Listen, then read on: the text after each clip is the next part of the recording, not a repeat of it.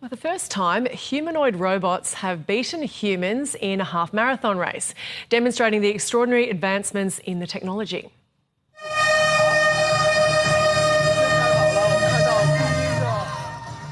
Dozens of Chinese-made robots showed off their autonomous navigation skills at the special race in Beijing. The inaugural edition of the event took place last year, but most robots were unable to finish. This year, the winning robot completed the course in just over 50 minutes. That's several minutes faster than the current human half-marathon world record. Compared to last year, there are several key changes. First, the course remains 21 kilometres long, but the terrain is now more challenging. There are more turns. This year there are 22 turns, including 12 left and 10 right. Some of these turns are nearly 90 degrees. We have also added a mix of uphill and downhill sections, as well as ecological trails.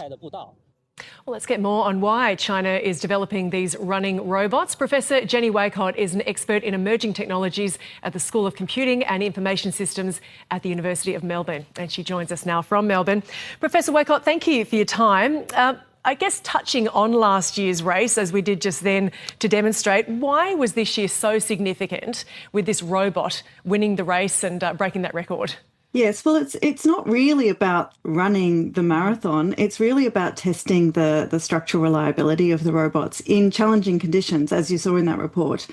So I believe the purpose of having the robots run the half marathon is about demonstrating their capabilities, as I said, the structural reliability and the cooling technology, to demonstrate that they have the capacity to do these kinds of activities in potentially other environments where they may be able to work in industrial settings or other settings where they can extend human capability.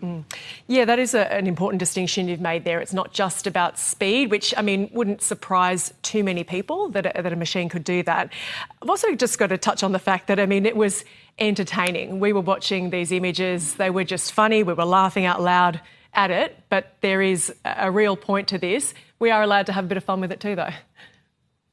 Yes, and I think the fact that they did look like humans, or they were designed to look like humans, added to the spectacle of it. And certainly from the reports, it sounds like they were a real hit, you know, with the onlookers, and perhaps stole the show a little bit from the human marathon runners.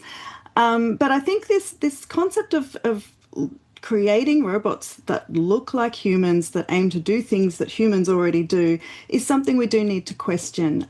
If we are going to be developing robots and AI to extend human capability, we really need to be thinking about whether that needs to be something that looks and behaves like humans. Maybe we should be thinking more broadly. Yeah, well, that comes to the darker side of it. I mean, do you think the more that we see of these humanoid robots, the more that we will come around to that idea that they can be used in many settings? And is that such a good thing? Yes, I think we always need to be questioning what we're doing with new technology and why we're developing new technology and why we are creating these new environments. Whether people will come to accept them, that's a really good question. At the moment, they're quite gimmicky. You know, having a robot running a half marathon is a bit of a gimmick. But it could be that people will come to accept them more and more over time. But then again, we're already accepting a lot of technologies that do things, human-like things, like speak to us. You know, there's a lot of attachments that people have to chatbots and so on. And so I think, you know, we need to be always cautiously questioning why we're developing these robots and whether there is something that humans should be doing, that humans should continue to be doing, and we should not be creating technologies that replace those human capacities.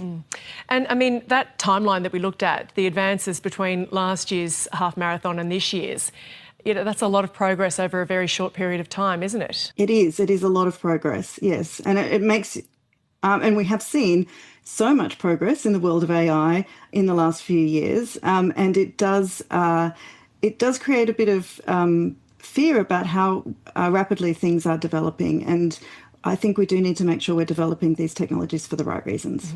What other spaces, you know, aside from an entertaining, you know, run in a half marathon, but what jobs would humanoid robots potentially be filling? Yeah, so there's a lot of jobs in industrial areas where it might be dangerous for humans, where robots could be going into those spaces. The work that I'm more familiar with, because I do research in social robots used for companionship, so I've been looking at how robots are used to support older people to stay socially connected. There's an example in the United States of a robot called ELIQ that is used, delivered to older people who live alone, and it is designed to provide ongoing companionship and to speak autonomously and to have ongoing conversations with people.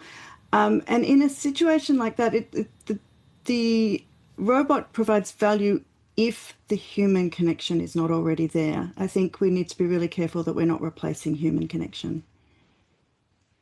Finally, Professor Waycott, what role is Australia playing in this humanoid robot space? We have developments in Australia. We've got Abby, the robot, an aged care robot that has been developed in Melbourne. I'm unsure how much we're doing in the world of robots that run marathons, but I know we are certainly doing a lot of work in social robots.